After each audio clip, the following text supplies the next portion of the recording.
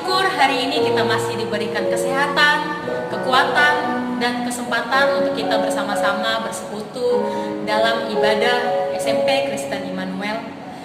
Pada saat ini kita akan memulai ibadah kita. Saya undang kita semua untuk mengambil saat teduh sejenak. Saat teduh dimulai.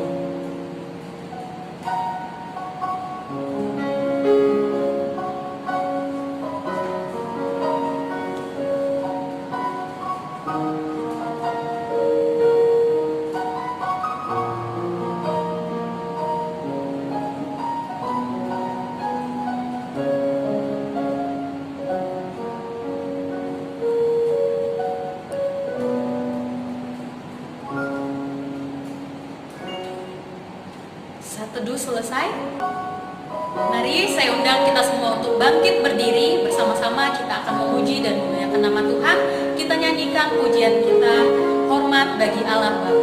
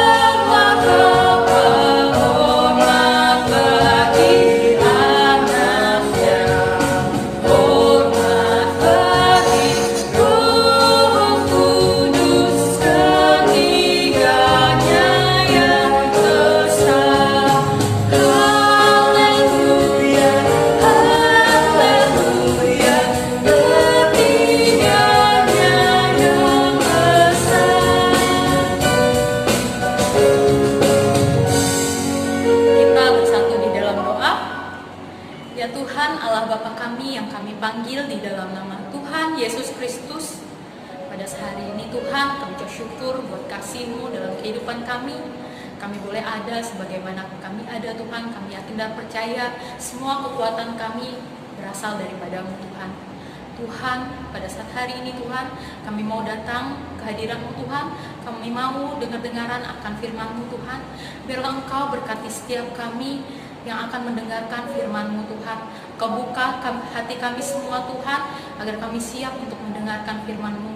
Biarlah firman-Mu ini boleh menjadi rema dalam kehidupan kami.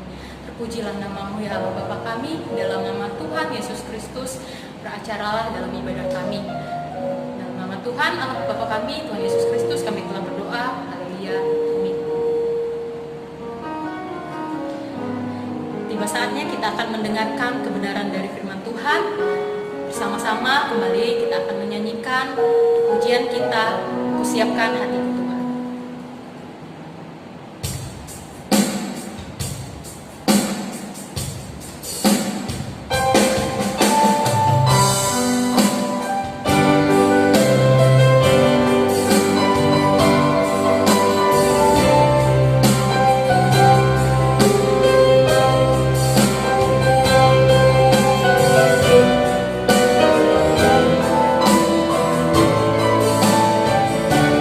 Ku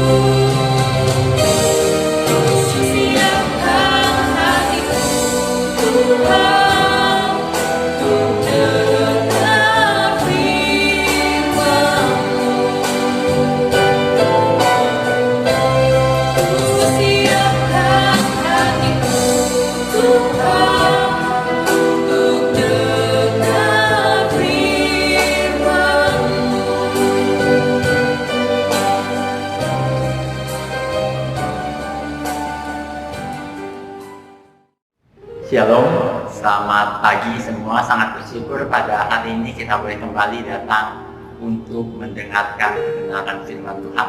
Sebelum masuk lebih jauh, mari kita berdoa. Tuhan, kami mengucap syukur pada hari ini kami boleh kembali memiliki kesempatan untuk datang mempelajari firman. Dan kami serahkan waktu pemberitaan firman ini ke dalam tangan pimpinan Tuhan.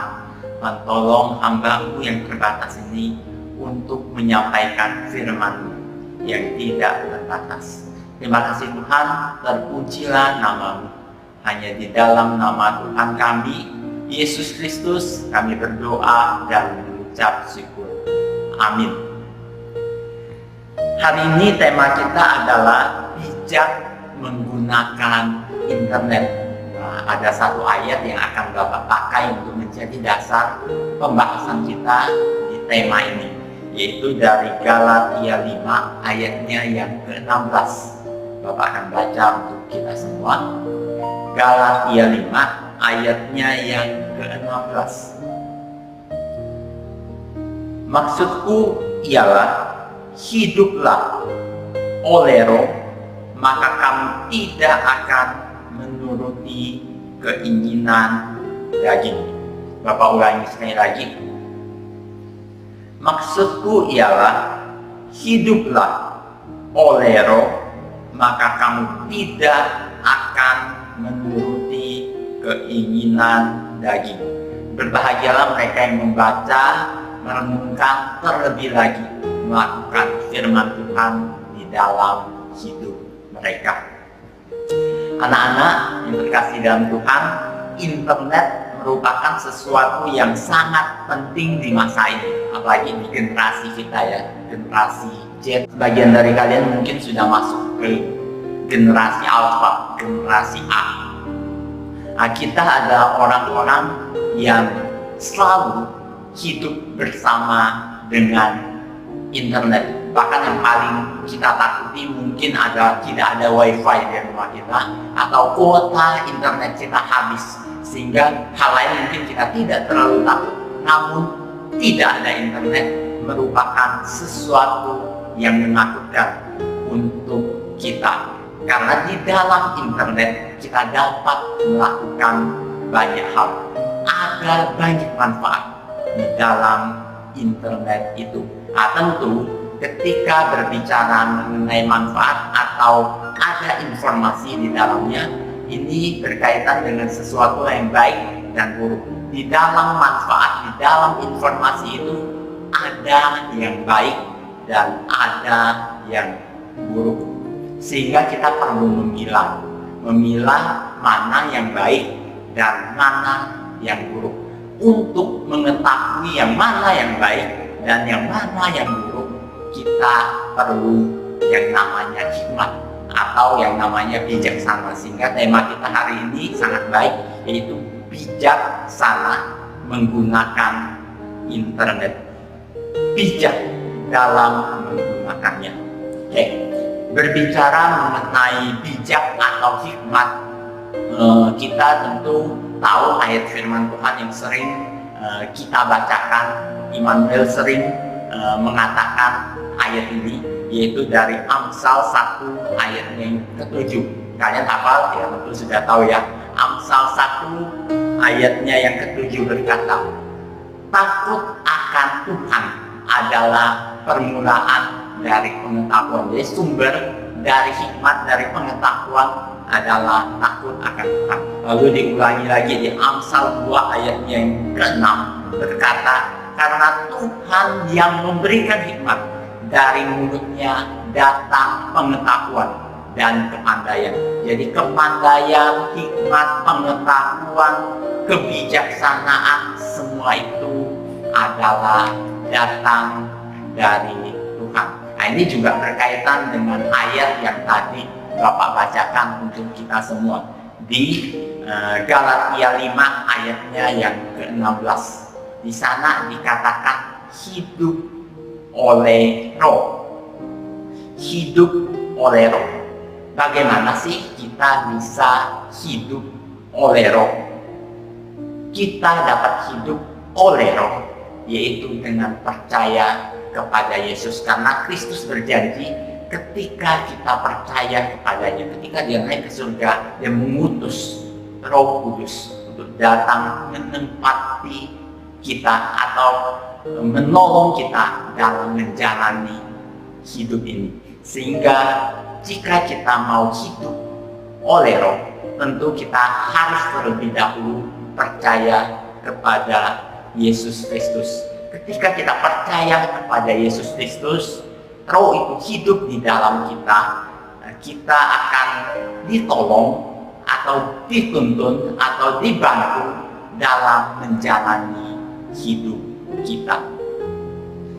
Roh Kudus yang membimbing kita menjalani hidup ini akan memberi kita hikmat kebijaksanaan untuk menjalani hidup ini, termasuk dalam hal menggunakan internet. Karena tidak bisa kita pungkiri, hidup kita generasi Z dan generasi Alpha sangat berhubungan dengan internet. Sebagian besar hidup kita habiskan bersama dengan internet. Namun pertanyaannya, bagaimana kita menggunakan internet itu yang setiap hari kita pergunakan? Bahkan saat ini ketika mengikuti ibadah harus mengikuti secara online menggunakan internet. Kalian bersekolah saat ini semuanya menggunakan internet, dan aktivitas lain kebanyakan kalian menggunakan internet. Nah, jadi bagaimana kalian menggunakannya?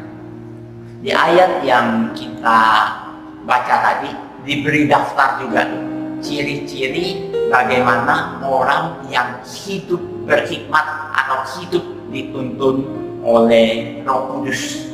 Nah, kita lihat di ayat 19 sampai 21. Kalian boleh buka Alkitab kalian sendiri, Galatia 5 ayat 19 sampai 21. Nah, di sana didaftarkan tuh ciri-ciri orang yang tidak hidup menurut Roh, yang tidak hidup yang tidak hidup menurut Roh. Nah, di sana berbagai macam perbuatan dipaparkan, dimulai dari percabulan, kecemaran, hawa nafsu, dan lain-lain. Semuanya itu berfokus pada diri sendiri, untuk diri saya. Ketika berkata tentang diri, Bapak ingat dengan kata dari seorang teolog, seorang pemikir besar, yaitu J.I. Packer. Dia berkata, akar dari dosa adalah pride atau kesombongan.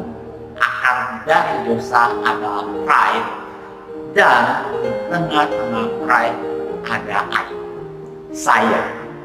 Di tengah-tengah dari kesombongan itu ada saya. Saya suka apa? Saya melakukan apa? Saya suka main game, saya main game. Saya suka pornografi, saya terjerat dengan pornografi, saya melakukan itu terus-menerus. Dan melakukan berbagai macam yang berfokus untuk saya, dan terus melakukan itu. Namun lihat, ketika kita melakukan sesuatu yang berfokus pada saya itu, ada satu kebertolak belakangan yang terjadi. Tidak ada kepuasan di dalam diri saya ini. Ketika kita berfokus untuk saya, melakukan hal-hal yang berfokus untuk saya demi mencapai kepuasan saya, rupanya di dalam kondisi itu kita tidak mendapat kepuasan, kita tidak mendapatkan sesuatu yang membuat kita merasa cukup. Kita semakin terjerat dan semakin dalam di dalamnya. Tidak ada kepuasan di dalam mengejar saya itu. Jika itu terjadi di dalam hidup kita, bertobatlah dan mintalah Tuhan untuk menolong kita. Karena ketika kita terus mengejar air, mengejar untuk saya, untuk keperluan saya itu, di sana tidak ada kepuasan. dan di sana hanya ada kehancuran. Di sana hanya ada keterpurukan dan semakin dalam lagi. Oleh sebab itu, jika kalian termasuk orang-orang yang hidup terus mengejar aku itu, bertobatlah dan minta Tuhan tolong mengubah hidup kalian. Nah, di bagian Alkitab juga menjelaskan orang-orang yang hidup dalam roh. Itu dituliskan di dalam ayat 22 sampai 23. Ini juga ayat yang mungkin kalian sering baca ya. Di sana dikatakan kasih, tetapi buah roh ialah kasih, sukacita, damai sejahtera, kesabaran, kemurahan, kebaikan, kesetiaan, kelemah lembutan, penguasaan diri. Ini adalah satu buah yang memiliki berbagai rasa-rasa yang tidak berfokus pada diri. Kita memiliki kasih kepada orang lain, kepada Tuhan, kepada diri kita sendiri. Kita mengasihi Tuhan dengan benar, kita dapat mengasihi diri kita dengan benar, kita mengasihi orang lain dengan benar. Lalu kita memiliki sukacita yang bukan karena aku, tapi karena Tuhan yang mengisinya. Lalu kita juga memiliki damai sejahtera. Ya karena apa? Karena tidak ada pengejaran akan aku yang sangat tinggi itu, sehingga ada damai yang dari Tuhan itu di dalam diri kita, dan ada kepuasan di dalamnya. Lihat perbedaan antara yang tadi. Ketika kita terus mengejar aku dan ingin memuaskan aku, di dalamnya justru kita kehilangan kepuasan. Kita tidak mendapatkan kepuasan. Yang kita dapatkan adalah keterjeratan. Kita terjerat di dalamnya. Tapi ketika kita melepaskan aku dan mengejar Tuhan, di dalamnya justru kita mendapatkan kepuasan yang dari Tuhan itu. Ada kepuasan di dalamnya. Anak-anak, di dalam ayat yang kita pelajari tadi, kita diajarkan bagaimana kita harus hidup di dalam roh. Serahkanlah hidup kita dipimpin oleh Roh Kudus dengan menerima Yesus Kristus di dalam hidup kita, dan terimalah anugerah Roh itu di dalam diri kita, sehingga kita boleh menjalankan hidup yang berfokus kepada Tuhan, yang awalnya berfokus pada diri sendiri menjadi berfokus kepada Tuhan. Perolehlah hikmat dalam menjalankan hidup ini, yang saat ini sebagian besar kita habiskan bersama dengan internet. Di dalam internet itu kita dapat mempelajari hal-hal yang baik, upload hal-hal yang baik untuk memancarkan kasih kepada orang lain, memancarkan sukacita kepada orang lain, dan melakukan hal-hal yang baik yang tidak berfokus pada diri sendiri. Pelajari semua yang untuk mengembangkan diri tapi tidak berfokus pada diri. Ketika roh hidup di dalam kita akan diberi kemampuan, hikmat untuk menggunakan internet dengan baik. Kiranya Tuhan menolong kita. Mari kita berdoa. Tuhan, kami mengucap syukur, kami berterima kasih kepadamu. Melalui firman hari ini, kami diingatkan bagaimana kami harus hidup di dalam roh. Ketika kami hidup di dalam roh, kami memperoleh hikmat untuk menjalani hidup ini, yang sebagian besar kami habiskan bersama dengan internet. Tuhan, tolong kami agar kami boleh menjalankan hidup ini dengan baik, menggunakan internet dengan baik, memancarkan kasih yang daripadamu, memancarkan sukacita yang daripadamu, sehingga nama Tuhan dipermuliakan. Terima kasih Tuhan, segala puji, segala hormat kami naikkan untuk meninggikan namamu. Hanya di dalam nama Tuhan kami, Yesus Kristus, kami berdoa dan ucap syukur. Amin.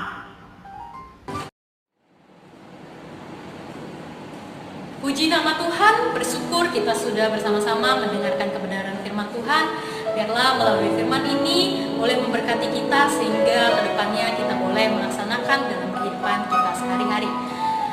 Kita akan menutup ibadah kita bersama-sama. Kembali saya mengundang kita untuk menyanyikan pujian kita. Bapa, terima kasih.